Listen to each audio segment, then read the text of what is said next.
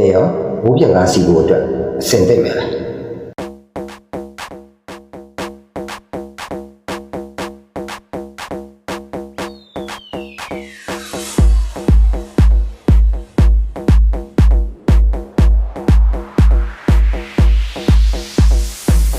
ဒါကရုပ်ရှင်တွေကမြင်ဝင်မဟုတ်ပါဘူး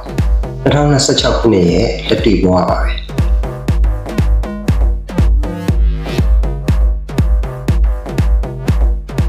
မိုးပြန်ကိုပိုင်ရည်တွေကိုအမေရိကန်နဲ့ဂျပန်မျိုးကြီးအချို့မှာလူလူအခြေပြုစတင်စမ်းသပ်နေပါတယ်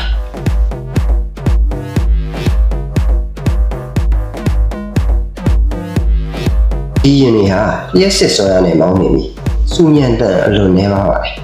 ဒီကရည်ချက်ကမြို့ပြရှင်ကျော်ပိတ်ဆို့မှုတွေကိုဖြေရှင်းဖို့ပါတယ်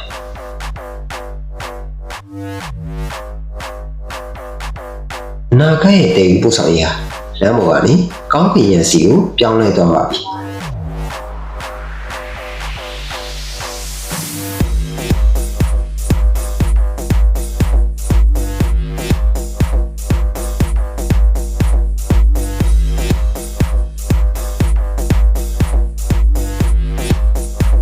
တဲ့ရောဘိုးပြန်ကားစီဖို့အတွက်အဆင်သင့်မယ်